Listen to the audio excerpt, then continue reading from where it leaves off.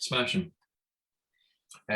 Okay, thank you very much for having me along this evening. First of all, you can see we're talking about cerebral visual impairment, and I'm hoping to kind of do about a 50-50 split of what is cerebral visual impairment, how could you potentially see elements of this in your young one, and then the other kind of 50% being about practice. What can we do to support vision? How can we make vision better where a young person is struggling with vision? So this is what we're going to look at first of all. What is CVI? How is that related to the brain? And then a bit of a definition linked to how we look at it in Scotland. Then look at how we could potentially assess that. And finally, this kind of practical functional impact related to supporting a young person with CVI. So why would you have CVI? What could possibly have caused it? Well, an OVI is an ocular vision impairment, and it's related to the brain. OVIs, where they're significant, could be that you have nystagmus, that you have oculocutaneous albinism, that you have macular degeneration. They are all ocular vision impairments, and they have basic vision functions related to them. For example, your color vision, your clarity of your vision, and your contrast sensitivity. A cerebral visual impairment is related to the brain. So you could have perfectly formed and functioning eyes, and yet the brain can't communicate the same with the eyes, and therefore the higher visual functions are impacted. The potential causes or associations for having a cerebral visual impairment, some of them are listed here. So some quite interesting statistics. I think 60 to 70% of people with cerebral palsy have cerebral vision impairment. Where a baby has been born prematurely, then they have a high risk of both an ocular vision impairment and a cerebral visual impairment. There's some syndromes there that are potentially linked, and I think key to what we're discussing this evening, it can be acquired or from birth, congenital, where there's been an injury to the brain. And in amongst that list, you'll see infantile spasms being one of those. That quote at the bottom, I think, again, directly relates to what we're talking about. And for children with CVI, the most common associated neurological pathology is seizure activity, and the impact that that can have on the brain. Oh, got a hand raised. Sorry, Jordan, I can't see past slide 1. Really well. Oh, can you not see anything of what I am showing? No, I could only see slide 1, the title slide. Oh, I'm glad somebody said that. Is that the same for everybody? Oh no, sorry, and everybody's on mute. Yeah, it is. I can't see it either. Oh, that's far from ideal. I've changed the slide again. Is it still the same? Yep. Yeah, it's still slide 1. Oh, that is not good. Hold on a second. I'm going to stop sharing that then, and I'm going to try and share that again with you. Thank you for mentioning. Sorry. All right, no problem. PowerPoint. Participants. Yeah. Yay. Yes, and if I just jump ahead one, can you see the next one now? Yep. Yep. Oh, thank you very much. Just as well someone mentioned, we'd have done the very British polite thing of just sitting quietly and just assuming everyone was doing the same thing going on. Okay, in which case I'll just pause for a second so as that screen of what we have just discussed is visible now, because I realise this has been recorded and some people might want to look at them in a wee bit more detail. But that's the split between the two. Ocular vision impairment, eyes, cerebral vision impairment, brain. OVI is about basic vision functions, and we're going to go on to talk and look about these higher vision functions where they're related to the brain.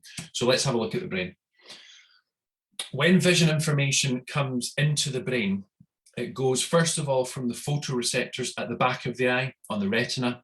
It travels through the optic nerves, and the first part of the brain that it gets to is the occipital lobe.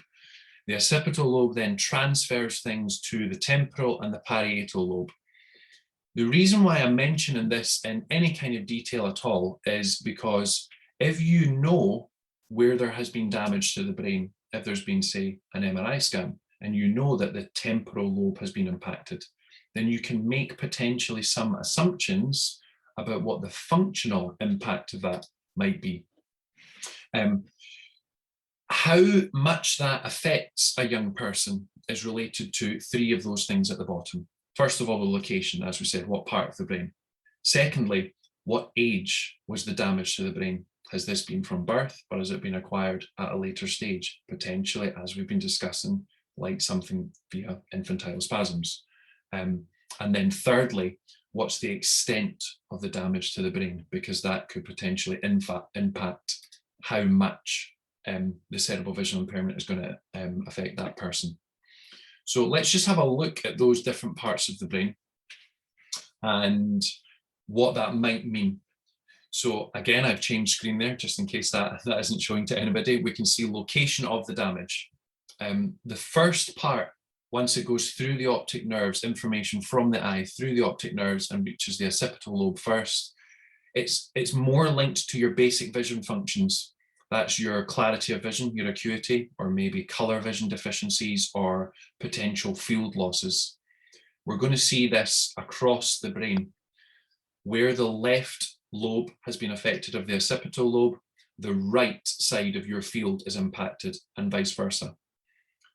When we look at the parietal lobe, things that you might see happening are, again, opposite side to where the damage is will be the function. Reduced lower field, that's quite common. Difficulties with simultaneous perception, I'm going to come on to explain a little bit more about what that is in a second. Lack of visual attention, difficulties with visually guided movement. And on the temporal lobe, that's the more thinking and memory storing side of the brain. Where the right side is affected, you might have difficulties recognizing faces, facial expressions, parts of the environment that are important for you to understand where you are. The left side of the brain is related to shapes and objects. And if both sides are impacted, you can obviously get a combination of both of those related to your visual memory. So the reason why I'm mentioning this is because you can either look at the behavior of your young person and make certain assumptions about where the damage in the brain might be, or you can know where the damage in the brain is and make certain assumptions about what the behavior might be. So you could work both ways with that. So how have we simplified that in Scotland in terms of the brain? Well, the left image here shows the brain and two words that you might see mentioned in a report that you would get from a hospital. Where the parietal lobe has been impacted, it might say it's affected the dorsal stream, or you'd have dorsal stream dysfunction. And that's very much linked to where things, spatial relations, where is something, what is its actual location, movement activity. The other stream, the ventral stream, is more related to what is something. So what color is it, what texture is it, what shape is it? In Scotland, we have something called a visual impairment network for children and young people, VINSIP for short. And this right diagram shows how they have broken down different aspects of CVI to be assessed or to be observed, so as you know somebody has CVI. And what we're going to do now is go through each of these: simultaneous perception, perception of movement, visually directed movement, visual attention, and visual division as part of the dorsal stream. And then we'll look at the ventral stream for visual memory, visual recognition, route finding, and orientation. A little bit of a caveat with that, a wee small note related to CVI. This image here is taken directly from the VINSIP website, and this is how we would define sight impairment in Scotland. The first one is related to your distance vision, what distance vision you need to have to be registered sight impaired. The second one down is related to your near vision. The third one is about your field of vision. The fourth one is about eye movement disorders. And then that one that's in the red box, that's related to CVI. Any form of cognitive visual dysfunction due to disorders of the brain, and here's the tricky bit, which can be demonstrated to significantly affect function. Now that's tricky, because for some young people, they can't demonstrate certain things because of global developmental delay as part of a brain injury. Or for some, it might be that it does significantly affect some things, but it doesn't significantly affect others. And I'll use this as an example here, autistic spectrum disorder. If you've got ASD, then that's a spectrum, and you can be high or low in that spectrum. And that can be in terms of your function, or it can be in terms of specific aspects of your behavior. All of the people that sit on that spectrum of ASD all have ASD, but you wouldn't necessarily say for all it significantly affects their function. So this is something that we're kind of battling with a little in Scotland, because it means that some individuals are potentially not being diagnosed with CVI where they have CVI, but they don't demonstrate that they have a significant impact on their function, which for some people can be quite confusing, because they will wonder, why does this happen? Why do I feel this way when this happens around about me? And they can't explain it with a definition. However, what we'll do now is we'll look at those elements of the VINSIT breakdown so as we can define what it might look like. So the first one, we're looking first of all at that dorsal stream. That was all the what things. Simultaneous perception is the ability to see lots of things in a visual scene. And if you have difficulties with that, it's called simultanagnosia. Where you have difficulties seeing a full scene, then you may sometimes only see one small area of it. And it's been described as being like a pop-out effect. Like one part of that scene stands out to you and nothing else is particularly visible. Which means sometimes it can seem like a young person or an adult with CVI can appear to be blind. They've got almost like a tunnel vision where they see this very small area and nothing else seems to be visible to them. And this is variable. Sometimes that tunnel's up here, sometimes the tunnel's over here, and it seems to move sometimes. That area that you can see is often related to perhaps something that's large or something that's well contrasted or something that's bright. But also importantly, the area that you can see is often what's interesting to you at that time. And I'm going to try and demonstrate that with some pictures of my dog. So I've got 3 pictures here to show you what simultaneous perception difficulties might look like. On the left-hand side, my dog's name is Felix, by the way. Felix is sitting in a countryside area. And if I was having difficulty perceiving that whole scene, but I wanted to see Felix and he'd managed to pop out to me in my brain, then I could see him, but everything else might be blurry, which would potentially make it difficult for me to walk to him because I could trip over roots and stones and there might be different levels that I could trip and fall over.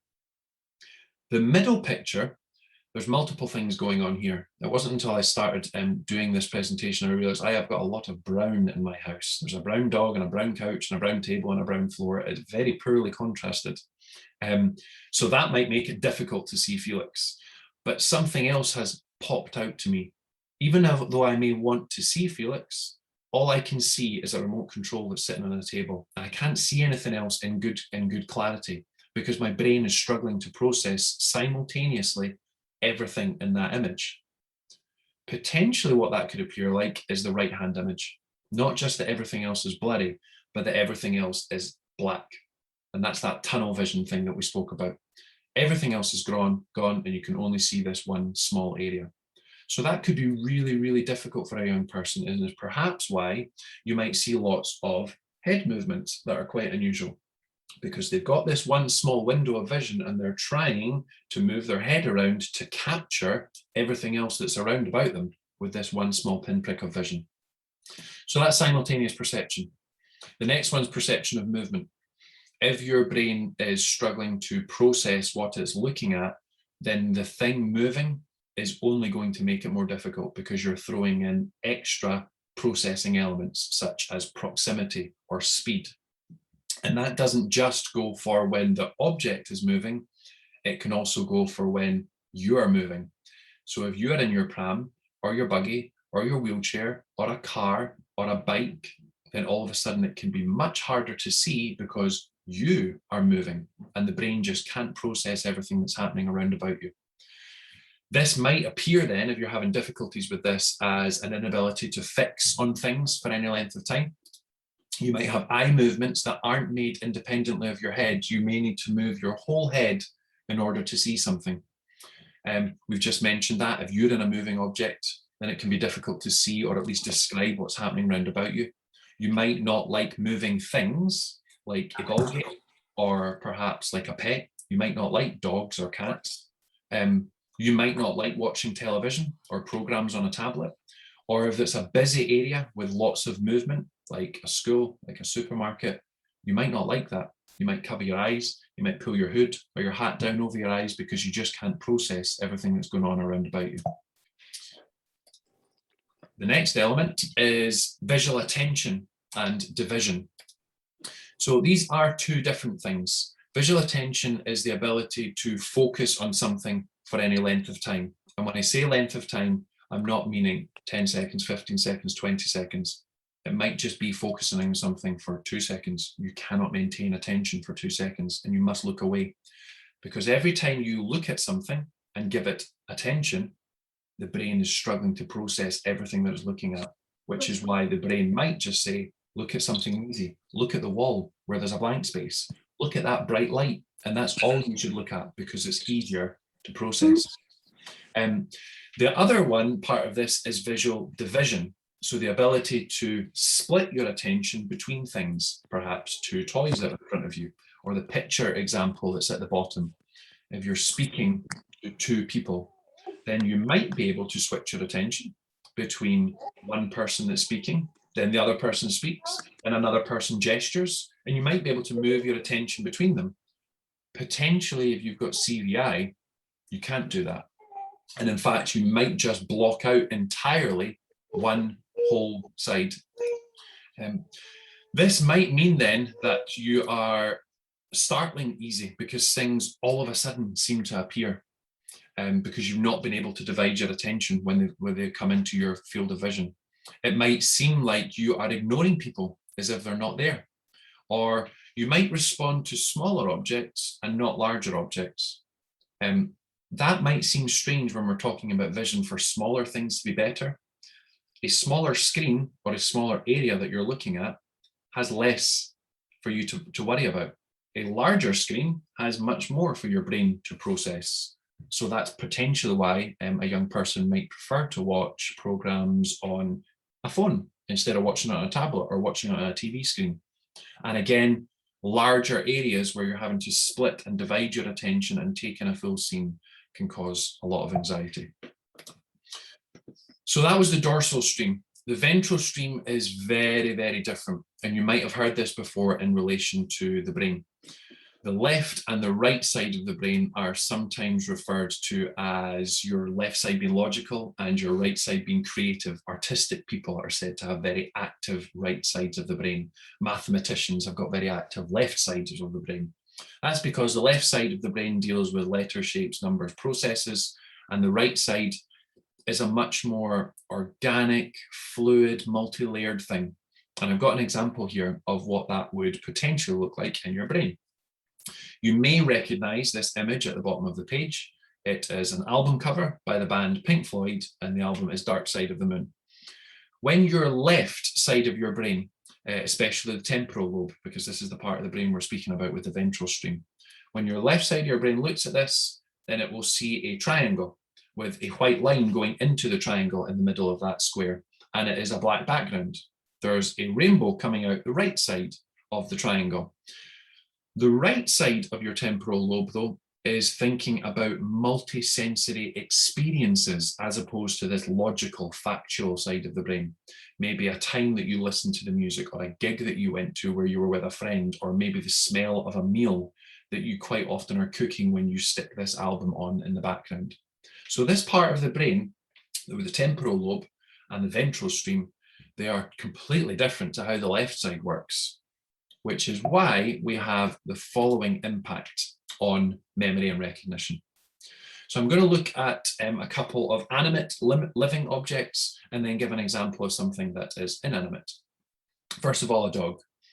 What's actually involved in knowing what a dog is and recognizing a dog that you've seen before? Well, dogs have various colors, sizes, textures, breeds, all of those sort of factors that you need to consider.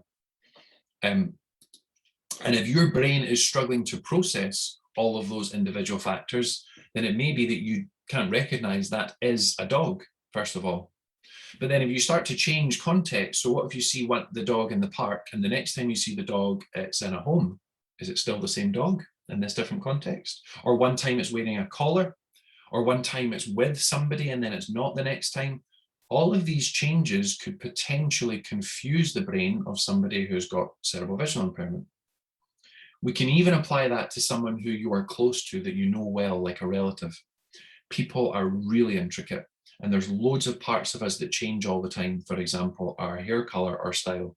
If you wear makeup, that may change from day to day, the colors that you have on or how you want to style your face, the clothing that you wear, the context that you're in, whether you're seen at work or at home.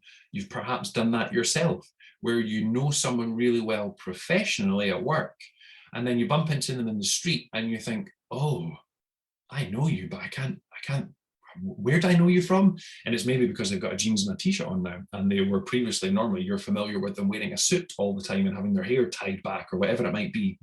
Our brains are constantly making all of these adjustments. And that is just for the basics of how we present.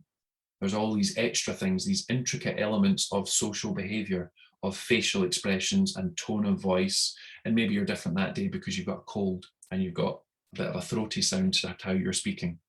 And if you've got cerebral visual impairment, every time the brain goes back to the filing cabinet, the memory banks, and it's trying to work out, who are you? Have I seen you before? Do I know you? The brain starts to clog, and it can be difficult, which is why sometimes a person might not recognize people.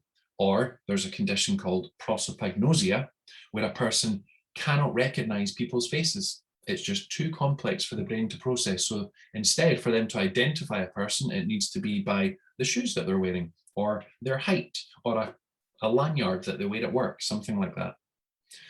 We could even apply that to an inanimate object like a chair. If I walk into a room and see a chair that I've never seen before, I can go into my brain.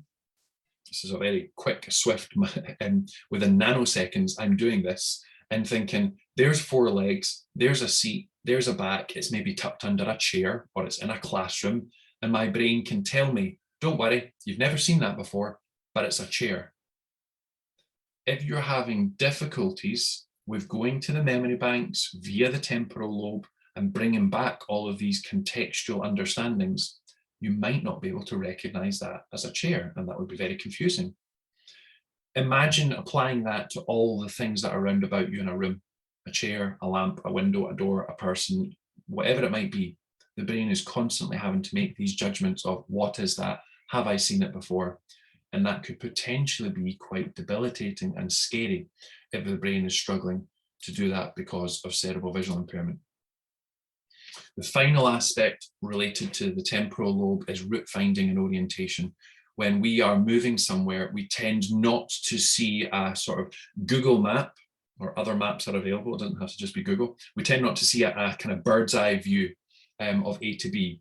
Instead, when we think about a journey, we normally think of things that we will pass along the way. If you think of your trip to your local supermarket, you maybe think of where your car is parked, and then the neighbours that you pass, the traffic lights you stop at, the shop that you go past, and then the car park of the supermarket. You're thinking of landmarks. So if we apply what we just said about memory, if the brain is struggling to go into the memory banks to work out what something is and put it into a context of whether we've experienced it before, then imagine putting all of those experiences together to make a route, to know where you are, to identify the landmarks. And maybe those landmarks have changed. Maybe that bush that you're familiar with going past in your buggy is normally green, but on this day that you pass, it's autumn and the leaves on it have turned orange. Is that still the same bush anymore? The brain might have to struggle to work that out. Or maybe it's partially covered because someone's walked past it, or because there's a car parked in front of it, or the lighting has changed. It's the evening time and it's a bit darker now. All of these contexts can potentially change how your brain sees things, and therefore how you understand where you are and where you need to go. So hopefully you've got an appreciation, having looking through these, of how complex this is, how much we probably take for granted in relation to our brain, of what it is continually doing to make us understand where we are, what we're doing, and what's round about us. So how would we assess that somebody has CVI, and who should assess? Well, I've highlighted 3 aspects here. On the left-hand side, it's hospitalised services, and that would typically be with an ophthalmologist or with an orthoptist. And they would look at those basic visual processing things like clarity of vision, like your colour vision, like the movements of your eyes, or refraction, the process of prescribing glasses.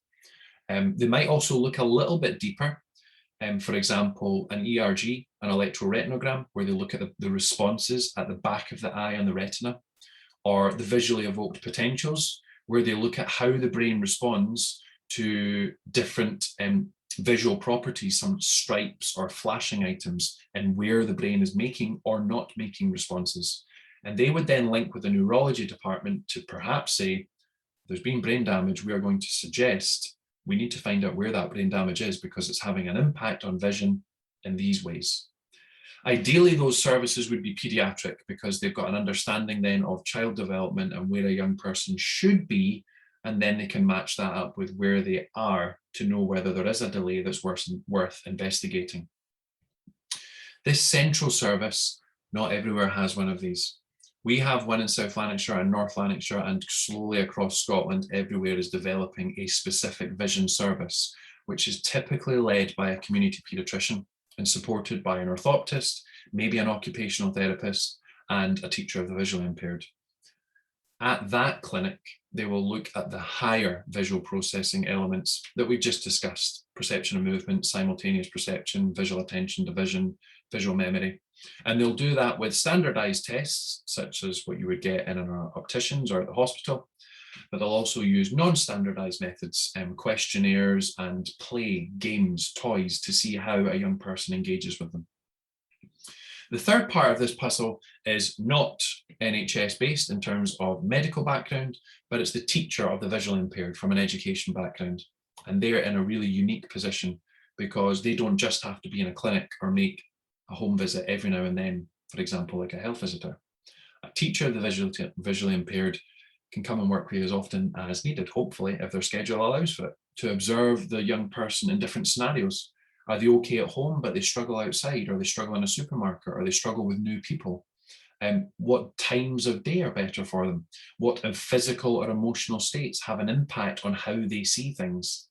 And they can gather that information and then feed it back down that chain to the NHS professionals, and then work together to potentially diagnose CVI. So we have focused very much there on a definition, and thank you very much for your patience of going through that. Some of you will have looked at CVI before, and you will know a lot of those definitions and related to the assessment. If you haven't, then there's a massive field of discovery with CVI where you will begin to potentially look at your young person and how they're engaging, and maybe begin to think, is that why you do that? Is the brain damage having an impact on how you see in these areas, why you struggle with moving things, or why you struggle with busy areas, or why you sometimes cover your eyes or turn your head or struggle to focus? Maybe these are some behaviors that are ringing true with you in relation to your young person. We're now going to go more on to practice, what we can do to support somebody who's experiencing cerebral visual impairment. And that is probably going to focus largely on children and young people who have got developmental delay or other complex needs, such as what we've been speaking about related to infantile spasms. First of all, we'll look at how we would profile their vision, get a baseline for where they're at, then how we can develop them beyond that baseline, some resources that can help us to do that, not just in relation to vision, but also integrating that with the rest of the senses and also with motor control. And then finally, I'm going to give you a couple of things that you might see in education. And if you don't see these sort of things in education, then it will perhaps empower you to find out if your school or your nursery or your teacher of the visually impaired can access them for you, because they could potentially have a great impact on your young person. So just a word about complex needs and cerebral visual impairment. And I'm going to start first of all with the quote that's at the bottom of the page, which isn't very helpful. I'm jumping. The bottom of the page is a quote from Professor Gordon Dutton. If you're interested in cerebral visual impairment, I would strongly recommend looking at material from Professor Dutton. He was an ophthalmologist who worked out of Glasgow, actually, and is world renowned as an ophthalmologist linked to cerebral visual impairment. He said this: if you've met one child with cerebral visual impairment, you've met one child with cerebral visual impairment. It's such a unique condition that we can't just say, well, I've experienced this with them, therefore it will be exactly the same with you. Doesn't work like that. It's completely different. It's multifaceted. So we need to really get to know a young person as an individual with their own specific challenges, needs, preferences, and where they're at developmentally. Where there are complex needs, and this may be very much along the lines of what you're already thinking in relation to your young person, there are other factors as well as vision to consider when you want to engage with them. So you really need to know what works. For example, what position are they best in? Sitting, standing, on their back, on their side?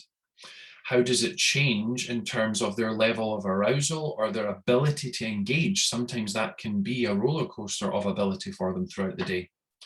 Their health circumstances could have an impact on how they feel and whether they can or can't see in that moment. Perhaps if they've just experienced a seizure, that could massively impact whether they can or can't see at that point. The environment that they're in, whether that's a room, a classroom, a supermarket, a friend's house, whatever it might be, that can all have an impact. The task that they're engaging with and the person that's with them, whether that's an adult or whether it's a staff member in a school, these can all have an impact. So we said we would look at baselining, finding out that starting point of how is your vision? What can you do? What are you capable of, so as we can work with that and then develop it. So the following vision skills, we'll just go through them as to what they mean. They're more or less ranked in order of how you and what stage you're able to do these, normally from start to finish. But it is also possible that you can jump between these and there will be some gaps and you'll move on to be able to do something while you can't do a previous skill. So the first one is awareness. Awareness doesn't necessarily mean you have looked at something, but you are aware that something has changed. So for example, if the lights are turned on in a room, you may have awareness that there is a change in the visual environment around about you, that the lights have turned on, but you might not necessarily look to where the light is. The second stage is the looking part, and that's localization. Finding the locality, the area in which that visual stimuli has appeared. And that might mean an eye movement towards it, or it might mean a head movement or a full body movement in the direction of that thing, which tells you they've localized. Once you've localized, you then move on to the next skill, which is fixation, being able to give your visual attention to something for a period of time. That might just be 1 second that you're able to fixate. It might be 10 seconds that you're able to fixate. You might manage 2 seconds and then look away and then come back for 2 seconds and then look away and then come back for 2 seconds. All of those are the ability to fixate, but they are slightly different based on how you are coping with that object in front of you. The next stage is tracking or following. So the ability to be able to follow a moving object in front of you, left to right, right to left, up and down, near and far. They are all tracking or following skills. Again, it might be that it's not a smooth pursuit. So following that finger as it moves across my face, that was a smooth pursuit. But perhaps it might be that it's moving and I need to stop for a second, then come back to it, stop for a second and then come back to it. I might not be able to have a smooth tracking motion all the way across. But I'm still tracking and we'd want to develop that skill. The fifth one there is transferring gaze. So being able to look at one thing and then switch your attention to something else. It could be something that's in your peripheral vision, or it could be something that's directly in front of you and is new that you're now having to look at. Searching and scanning is the next one, and that tends to be in a larger environment, looking across a room, or maybe looking across a table in front of you at various items and search across it to find one individual item. Once you've done all those vision parts just related to working out where something is, you might then be able to do visually directed reach, reaching out for something, to grasp it, to push it, to pull it, to move it in some way. And then the last two here, they're really tricky. The first one is discriminating one thing from another and recognizing it in itself of what that is. That is my cup, that is my teddy, that is my mum, that is my sister. Or the last one, identifying and perceiving patterns. And that particularly becomes a skill once we get to later stages of development and we start thinking about numbers, words, sentences, and literacy and numeracy targets related to school. So what we would do is we would baseline where a young person is with all of those skills right from the start of just being aware, perhaps of a light being turned on, all the way through to potentially the ability to read text. What we have in our service is a vision activity recording sheet, or VARS for short. And this allows us to track these basic vision skills, ensure they're being stimulated on a regular basis, provide meaningful activities, and then look at how we can progress them. So once we have one skill, how do we make it trickier? How do we develop your vision? And we progress that using the following scheme, from easy to difficult. So for example, light up objects are easier to see than non-light up objects. So if you've managed something with a light, can you manage it with something that doesn't light up? Near things are easier to see than far things. Your peripheral vision, so the outside of your vision in your outer field, that's actually sharper and quicker to see in the early years than in your central vision. And that's possibly a little related to the evolution of development, in that you need to be quick to see things as they come in from your periphery. It's a fight or flight. Oh, what was that at your side? And your central vision, which you use for clarity, that develops a little later. The next one is familiar things. They're easier to see, and that makes sense based on what we've just spoken about. The more the brain knows something, the less it needs to do if it knows what it is. So familiar things, and then trickier things are things that are new, that are novel. Larger things are generally easier to see than small things. High contrast, easier to see than low contrast. Black and white is easier to see than something that is multicolored or colored. And simple things are easier to see than complex items. So you would use this progression to slowly build up these skills, develop them. And we'll see if we can talk through an example of this. So I've taken just a clip. In fact, I should say this at this point. I've given Jenny lots of these materials that I'm going to be making reference to, including this vision activity recording sheet. So if anybody wants a copy of these, then they can get them from Jenny, absolutely. And you can use them yourself, or potentially use them with a teacher of the visually impaired or someone that visits you. Here's an example. That first skill that we said, awareness, basic reactions to visual stimuli being present. And remember, it doesn't necessarily mean that the young person has looked directly at it. There may just be a bit of a glance, or there might just be a slight eye movement or a twitch of the body, which tells you, you know something is there. So here in this example, you would record this on the vision activity recording sheet as so. You put in your date, you'd perhaps put in a time, because that could be valuable to know if the young person's better in the morning or the evening. You'd write down what you used, so a yellow tennis ball in this example. It was held 40 centimeters in the young person's central vision, right in front of them. The environment, well, it was in the nursery classroom here, and there was a black background that was held up with the yellow tennis ball in front of it, providing really good contrast. What did they do? Well, there were roving eye movements that were noted, so they struggled to be able to fix their eye for any length of time. Their eyes kept moving. There was a bit of a head tilt to the right while they were looking, which is an interesting thing to observe. Other responses, well, they seemed distracted by the classroom noise, but they did smile, so they were enjoying themselves. How long did it take to them to respond to this yellow ball on the black background? Well, it was 15 seconds before they appeared to be aware of it. So what will we say about that at the end? Is this skill developing?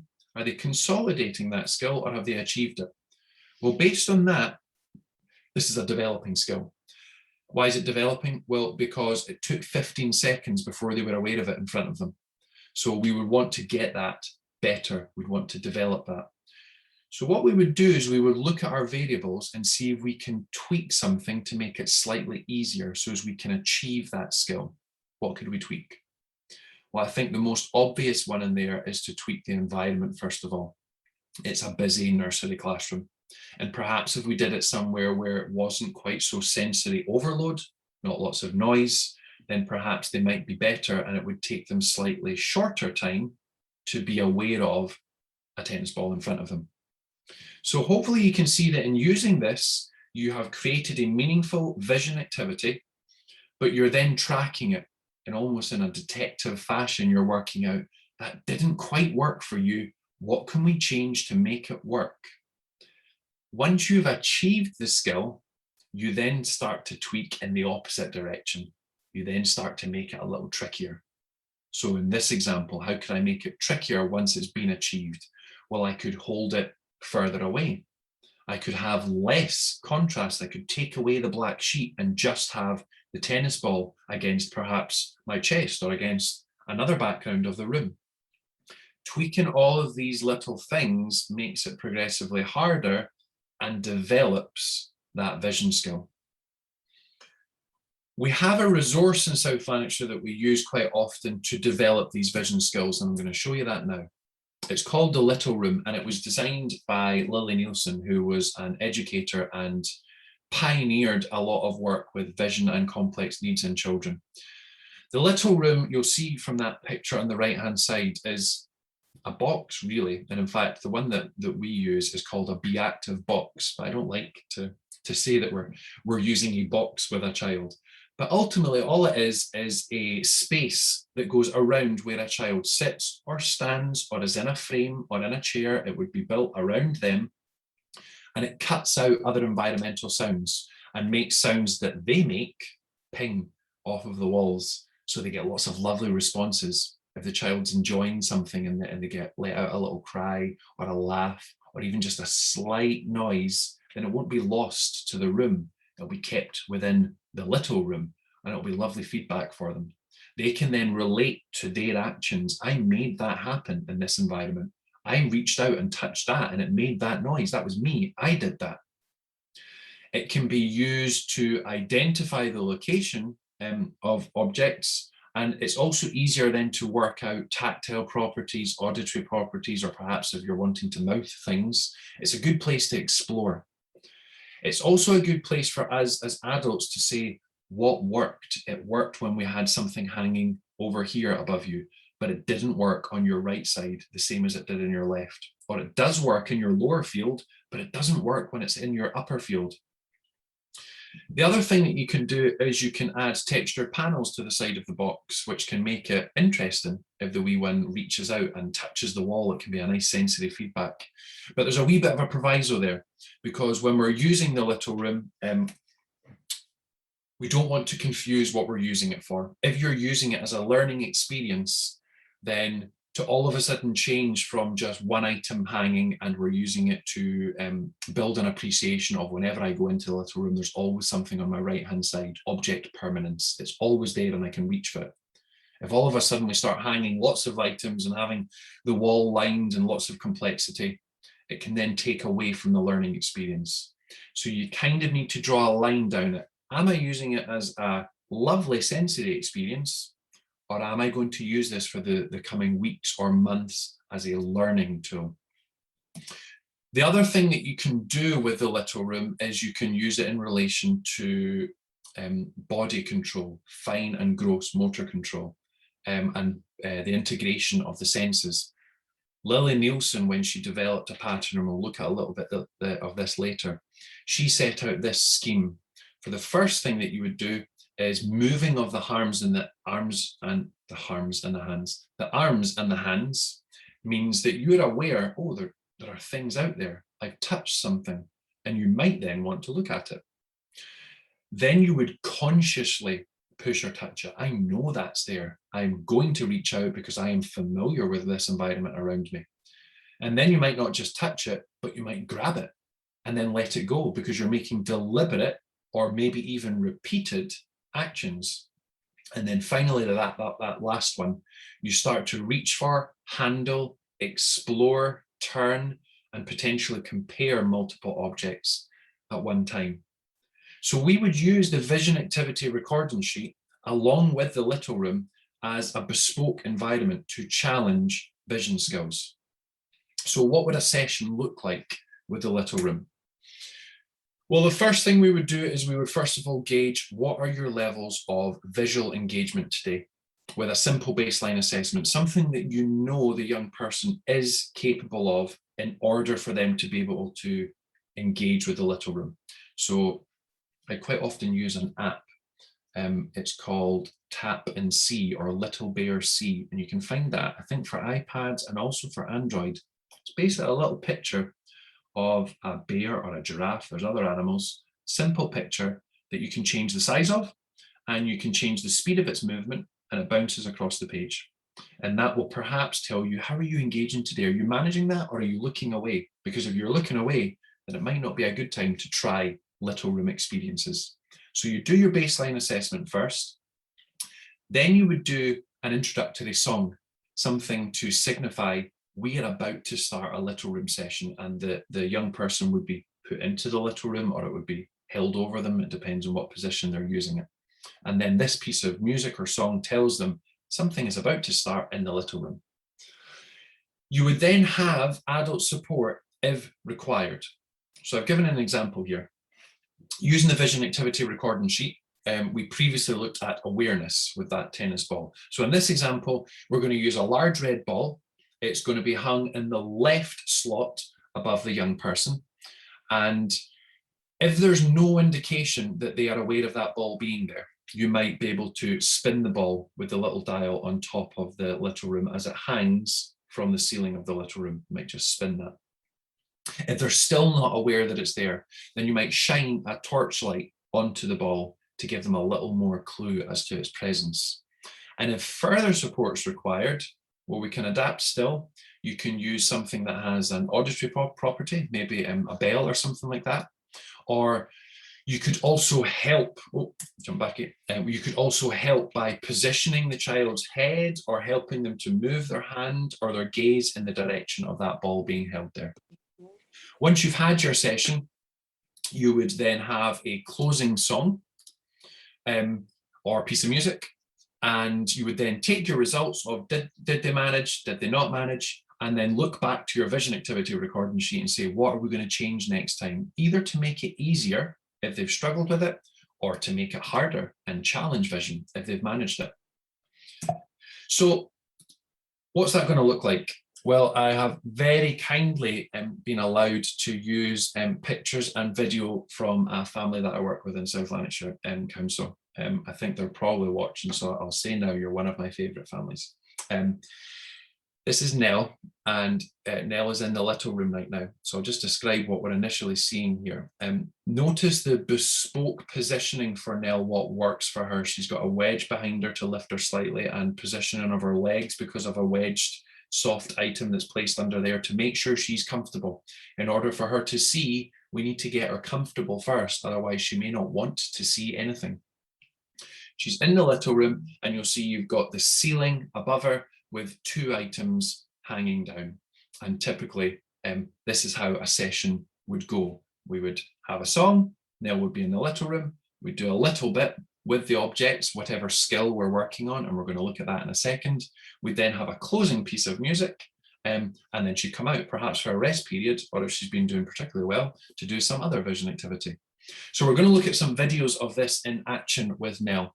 They're using two objects and then also with three objects, and it's going to show us a little bit of progression. Here's what I want you to look out for as we're going through these videos. Look for subtle hints that Nell is aware something is there. Look for Nell localizing, looking directly towards something. It might be with a purposeful head movement, or it might just be that she makes little darting movements of her eyes to look at something. Notice the perception of movement and light, where sometimes we are changing if the object is moving by twisting it or shining a torchlight on it to help her to see it. And finally, notice how she has rest periods. She can't hold her attention all the time, but she'll look at it, come away, look back to it, and come away.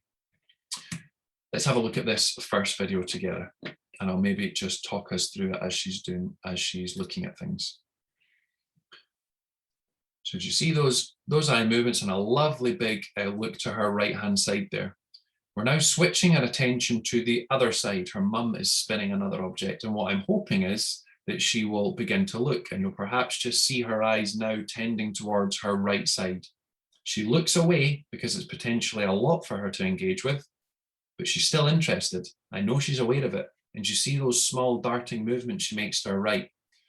It's possibly a little clearer now as we come above her, and there's some lovely eye movements. It's a lot for her to move her head, but she's making lovely eye movements to her left-hand side. I know she's aware, I know she's localizing, and actually I'm also able to say that she is fixing. She's fixing probably only for about 1 or 2 seconds, but there's 3 skills that she's managed. She also transferred her gaze from one side to the other. And I had to help her a little bit by giving some movement of the object and also by shining a light on it. This was a progressed session that we had. Previously, Nell had been using much more easy to see items that were larger, brighter, familiar. These are trickier items, and she did really, really well with this session. Let's look on to the next one now. So I've got 2 videos here. The first one on the left-hand side is just when we put 3 objects into the little room. And what I want you to look for is how wonderfully engaged Nell is. Watch all of the head movements and all of the switching of attention she's doing. It is so clever what she's doing. You'll notice she goes up, left, right, up, left, down. She's just so interested in what's going on.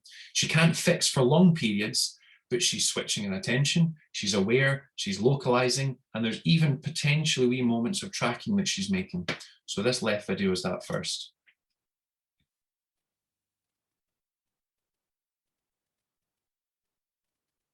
You see what she's done there, where she just kind of almost closes her eyes and brings her head down? That's a rest period, where she just needs to look away for a moment and then come back to it.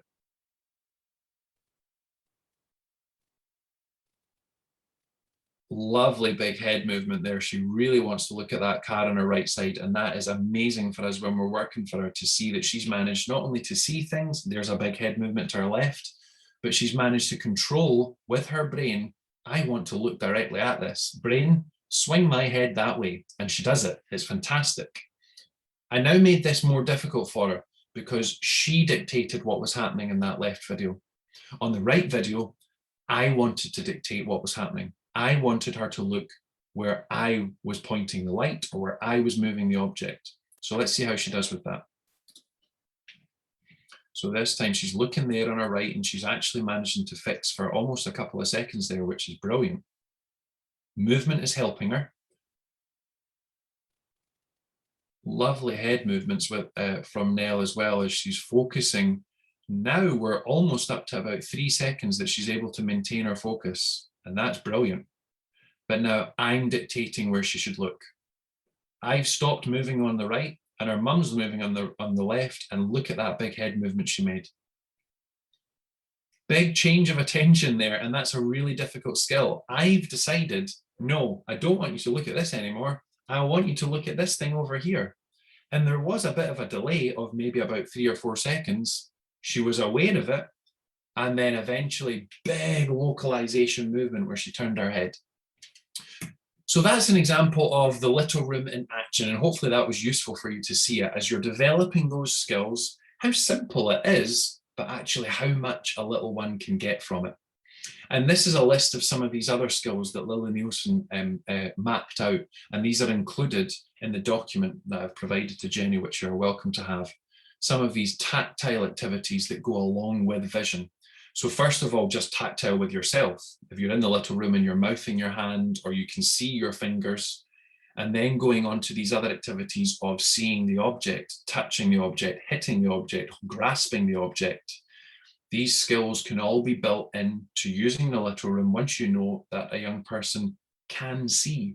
They can use their vision and then work it alongside their other senses. So how else could we stimulate vision and motor control? Well, I've got 2 examples here. Again, there are documents available to support these. The first is treasure baskets. So it's just literally a basket filled with items that are interesting to touch, to taste, to see, to hear. And ideally, if you can use as many natural items as possible, that's best. Stones and pine cones and bits of flowers and leaves and twigs, they're all really interesting to touch. And stimulate all of the senses. You can use these to engage with not just your hands, but also your feet, your fingers, your mouth, only we're safe with your mouth. And also development opportunities can be there. So objects that can fit inside one another, that can stand on top of one another and be built up, or that could be compared, one that's really heavy and one that's really light, one that's really smooth and one that's really jaggy, for the brain to go through all of these different concepts.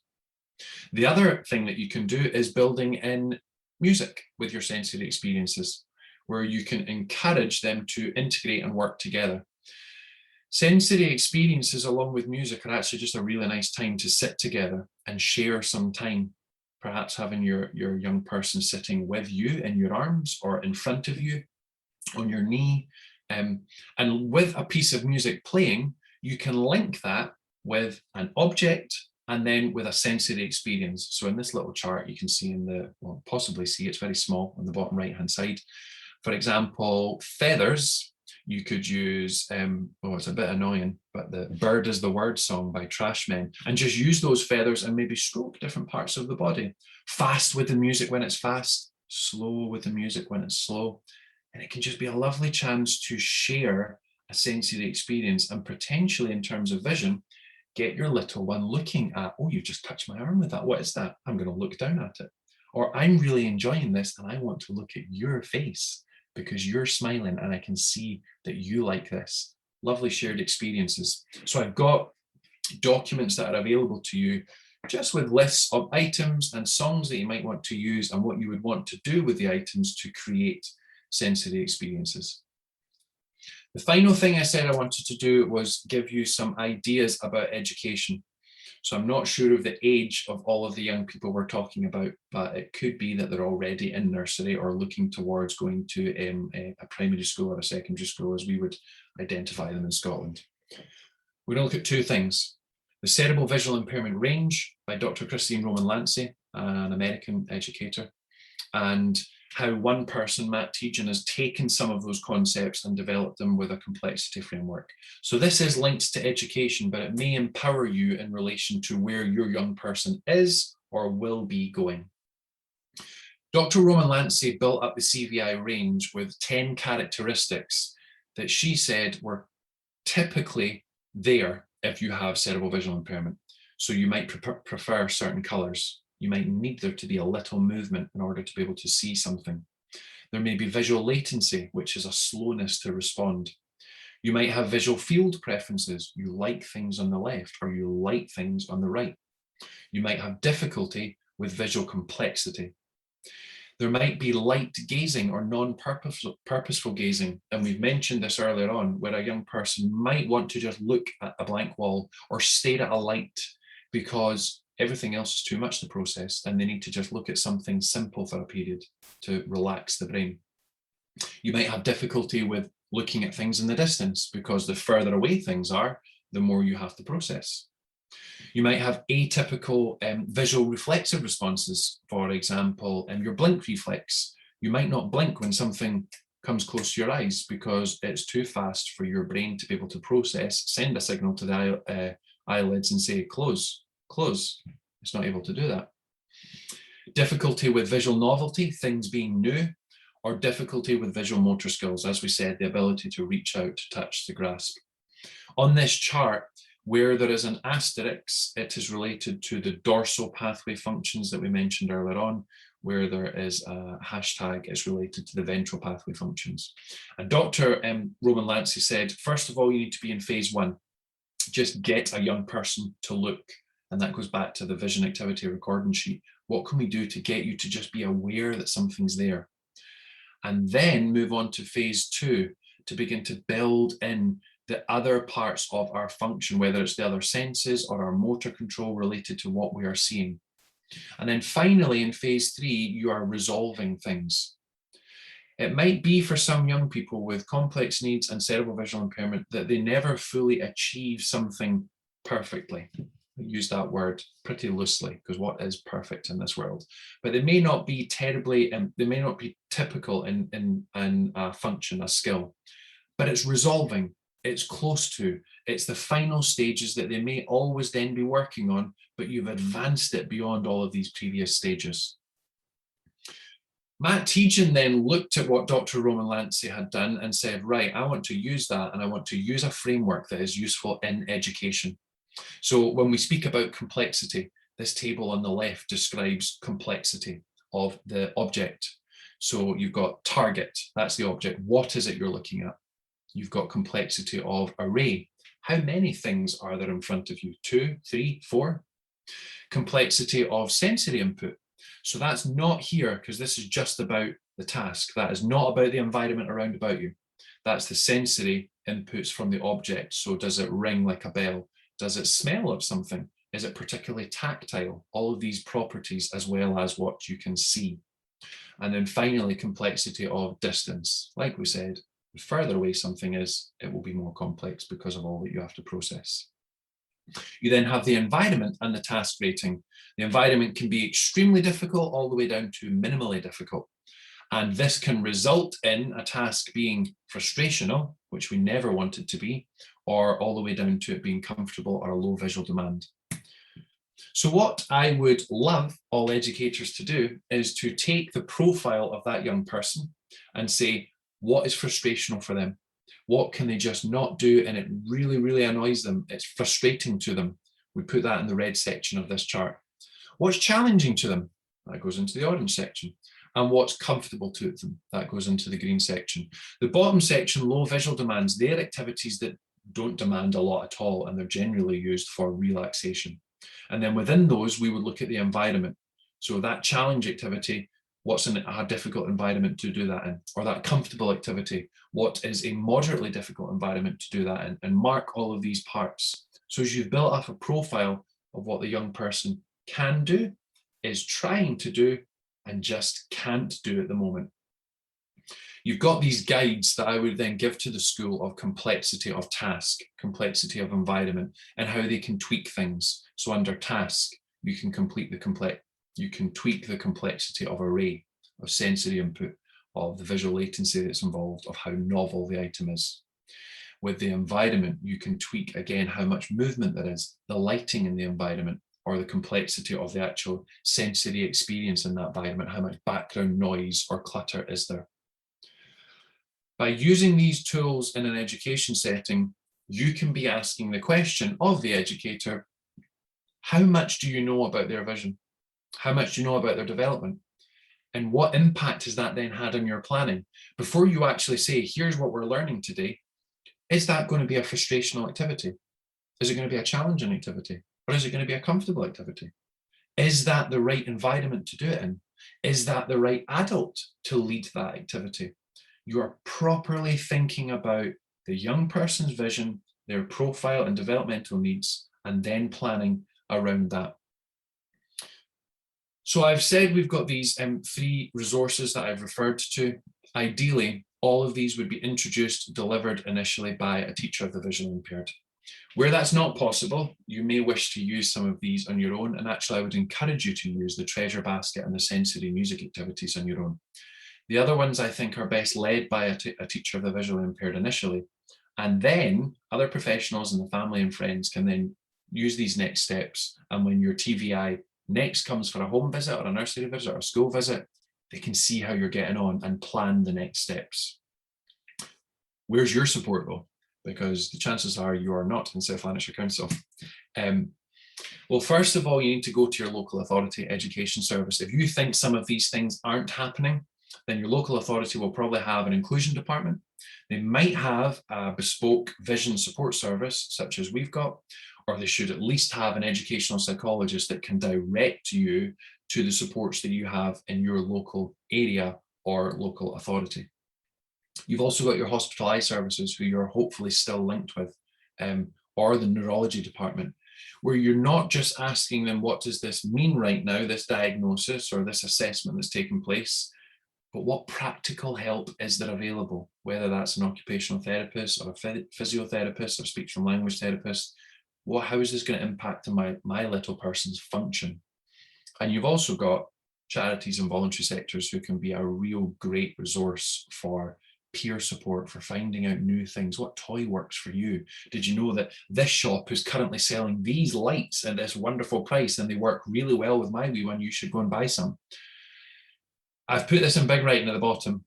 You, as a parent or a carer or a friend of a person with cerebral visual impairment, you have got a big voice. So use it, and don't be scared to use it. Don't be scared to stamp your feet a bit and shout and say, no, this is what they need. This is what has to be in place for my little one to learn and for their vision to develop. Here's a link to some websites that might be interesting for you to have a look at. I've referred previously to VINSIP, this managed clinical network that we have in Scotland. I think the key one that I will recommend is the second one down, CVI Scotland. That is led by Professor Gordon Dutton, who we mentioned earlier on, along with some other professionals, health and otherwise, including family members of children with cerebral visual impairment. And it is chock full of great information, videos, guidance, advice. I'd highly recommend looking at that. I'm going to close now just with two quotes, and I think they're quite amazing actually. This first one in relation to CVI, out of all of the vision impairments that you could have, ocular and otherwise, cerebral visual impairment is the leading cause of visual disability in developed countries, such as we live in, and the prevalence of these is only increasing. So that was back in 2010. We now look at this quote from 2021, and this is specifically related to Scotland, but I would imagine it would be similar in Scotland, England, Wales, Ireland. For every child in Scotland that has a CVI diagnosis, there are likely at least 50 who remain undiagnosed. So hopefully together we can work with your young people, the young people that I work with, to self-diagnose sometimes, do that bit of detective work related to brain injury and function, behaviour, and work along with hospitalised services, neurology departments, other allied health professionals, and education sector to make a difference for young people. Thank you very much for all of that. I've included my email address at the end. If anybody has questions, then I am more than happy to answer some of them now, or equally you might feel more comfortable asking me a question in email, so you should absolutely feel free to do that. I will now hopefully hand back to Jenny if she unmutes herself.